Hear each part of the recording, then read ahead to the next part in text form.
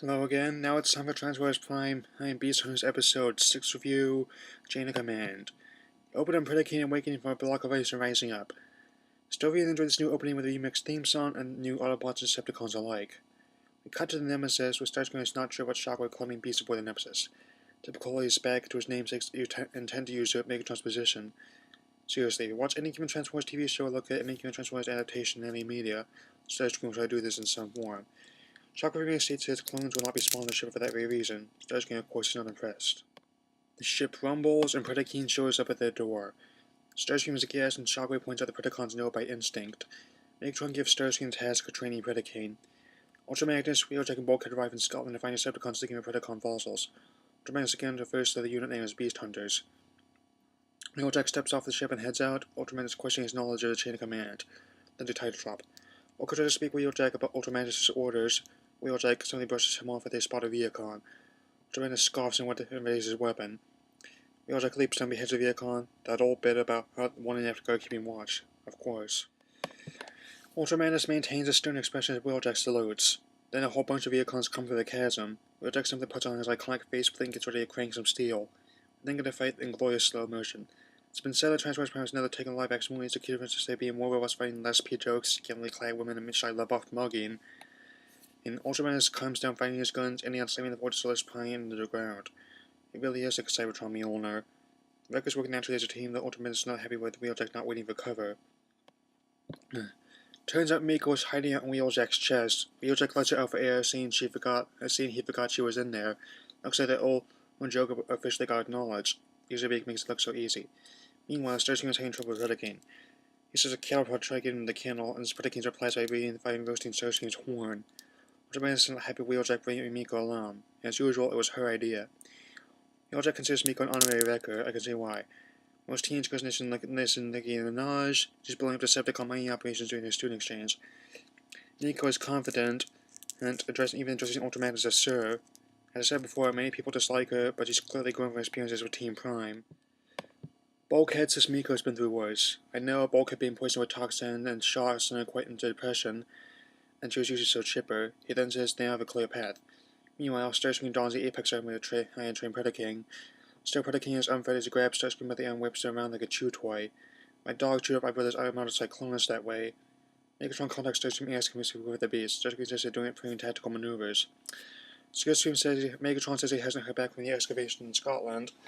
Starscream says he'll take my amount of secrets, but Megatron says to take Predacene instead. Back in Scotland, Ultra Magnus, Wheeljack, and Bulkhead are looking for fossils. Wheeljack's not placed Ultra Magnus' lead. Bulkhead reveals that he officially transferred Optimus Prime's team, and Wheeljack merely deserted the Wreckers that when Ultra Magnus took command of them. The cave is locked and a shriek is heard outside. Predacene bails into the cave and the Autobots roll out. Ultra Magnus leads the other Autobots into a narrow tunnel, hoping Predacene will crash as he follows. The Autobots hide in an underground cavern and can't radio for help. Miko is given the task of climbing up to the chasm back to Ultra Magnus' ship, so she can contact Optimus Prime for help. She complies and begins free-soloing the wall of the cave, much like William Shatner in Star Trek V. Wheeljack hears Predacane's cries echoing through the caves. With no other options, the Autobots stand and fight. Miko reaches the top of an Ultra Magnus ship, but Starscream comes out the door still clad in the Apex armor. Starscream boasts he has tamed Predacene and removes the Apex armor. Ultra Magnus whacks Predacene in the face with a forge, while Wheeljack and Bulkhead fire from the left and right. The Autobots put up a good fight, but Predacene is no easy adversary. Wheeljack tries to toss a grenade on its throat, but Predacene whacks it away before it explodes. Blast distracts the Decepticons. Miko makes a break for the ship, but Starscream's upon her. Predacene finds a relic he needs in the rubble of the blast. As Starscream blocks Miko's path closer to her ship, but Miko again runs for it. Miko lands in the door, but Starscream won't let her in that easy. Miko dives and lands on the Apex armor. Starscream expresses one that silence he says he's hosed. Miko is extracted with the Apex armor. Her joy short-lived as Predacene realizes the weapon is upon her. The Autobots have survived, and Ultra Magnus finally calls Wheeljack on his wreck that sees explosives. Wheeljack fires back and gets sick of Ultra Magnus. No, Magnus has a point here. He already mentions that wasn't smart to use a grenade in a cave, and any situation is never good when you set up a strawman and the strawman wins. Bulkhead then says that Miko is out there with Predacene and heads out to help her. Miko's having trouble with the Apex armor as Predacene wails on her. Miko insists to return with a relic. Predacene does, but not before trashing Starscream. Starscream goes over to take the Apex armor, but Miko grabs Starscream's shoulder and hurls him hand over fist.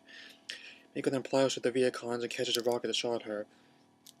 She invested also severe cons turns her sights on Starscream. Starscream says he snapped Clifton by Miko replace his snapped hard shell. Ajak is happy with Miko's performance, but he cannot continue Ultra Madness. He leaves. So, this was a solid episode. Action scenes were very well put together, and I especially liked Miko putting on the Apex armor to have it go at Decepticons. However, I did not enjoy Wheeljack's recklessness. He may be one of my favorite Autobots, but Ultraman is right in his decision. Also, Starscream trying to pay him Predacane felt out of place in an otherwise serious episode. Overall, though, it was pretty good. So my final rating is 3 out of 4. There's 7 more episodes left in Transformers Prime. See ya, Space Cowboy.